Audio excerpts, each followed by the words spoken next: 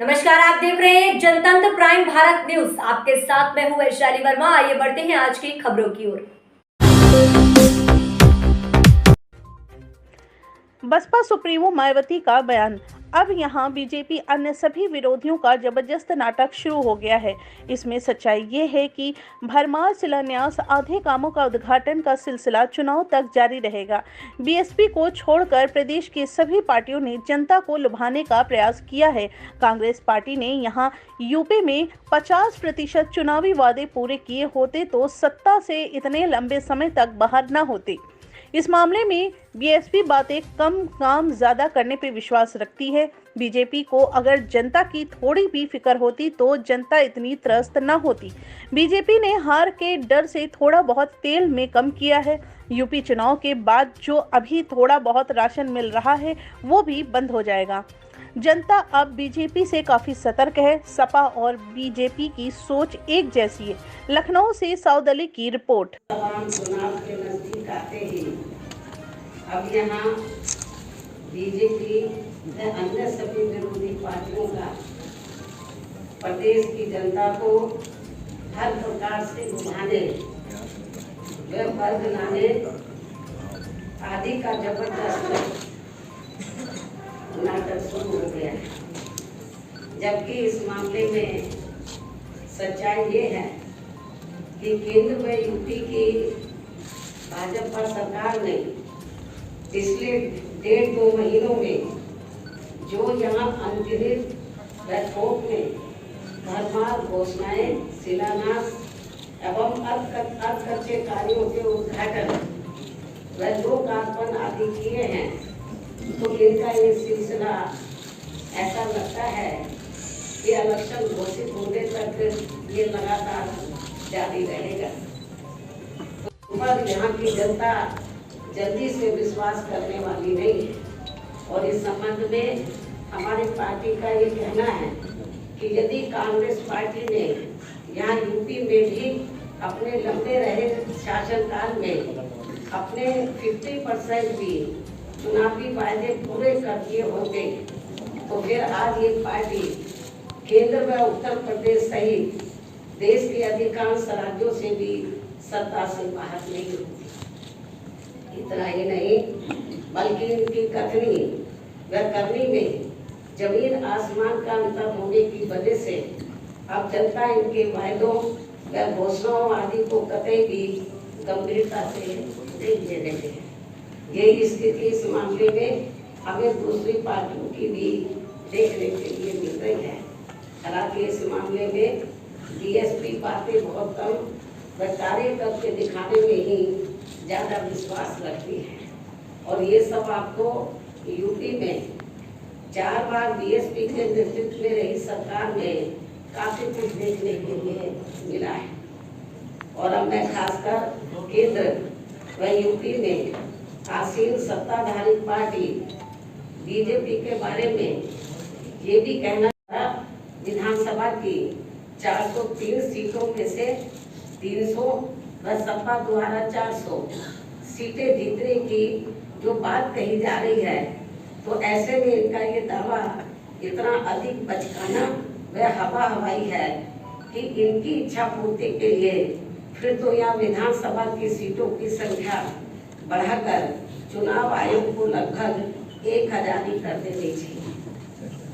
खैर, चुनावी दावों व वादों पर यहाँ अपने देश में ना तो कोई टैक्स लगता है और ना ही उसके लिए किसी खास निष्ठा व ईमानदारी की जरूरत ही होती है। इसलिए आने वाले वक्त में पूरी तरह से स्वतंत्र व निष्पक्ष चुनाव ही ये बताएगा कि किसमें कितना है।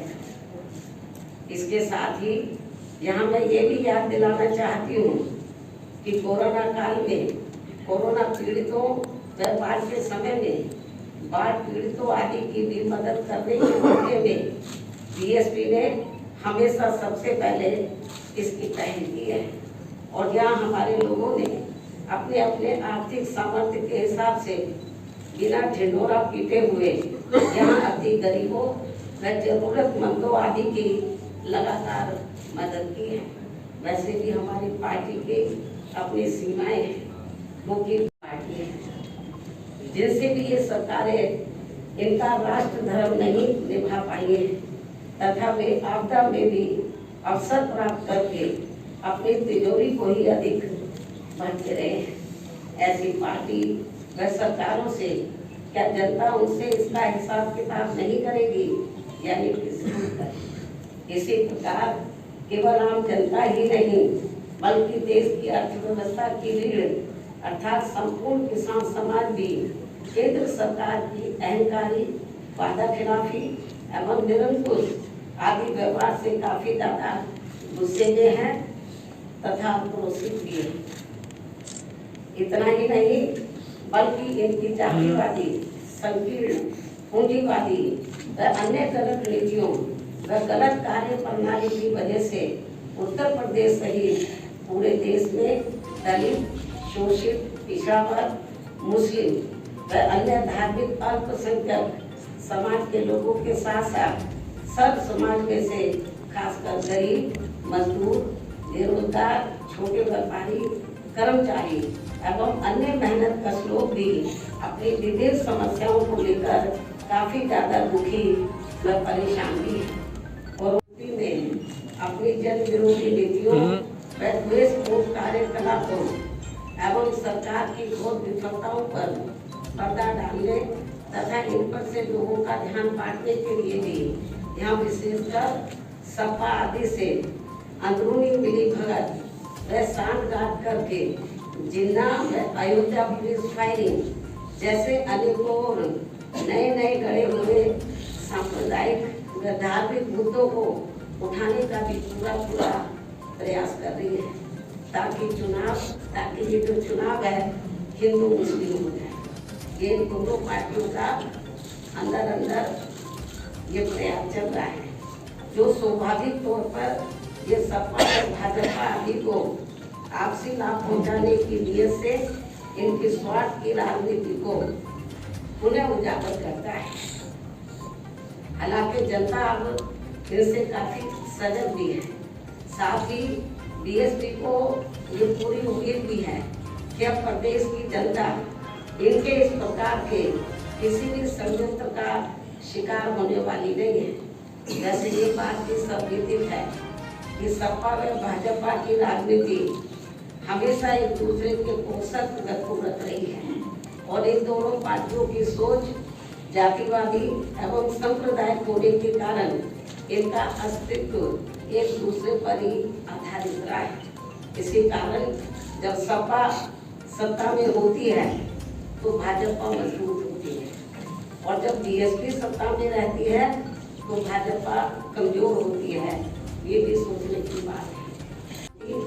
तो पिछले दिनों जिस प्रकार से पूरे देश में हर दिन रिकॉर्ड तोड़ पेट्रोल एवं डीजल आदि की कीमतें बढ़ी हैं और जिस कारण फिर पूरे देश में महंगाई भी काफी ज्यादा बढ़ी है, तो ये सब जनता आसानी से भुलाने वाली नहीं है।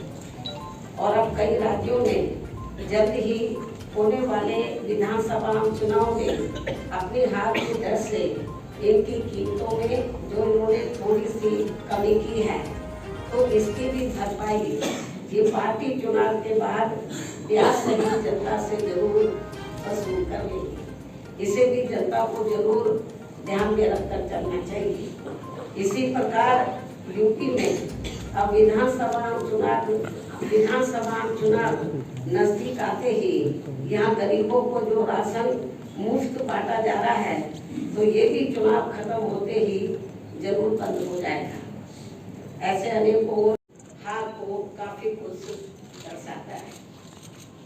इसके अलावा बीएसपी को छोड़कर यहाँ सभी विपक्षी पार्टियों ने भी चुनाव की घोषणा होने से बहुत पहले ही प्रदेश की जनता को लुभाने के लिए अभी तक जो भरमार घोषणाएं व वायदे आदि किए हैं, तो ये भी इनके लिए अनेकों सवाल खड़े करता है।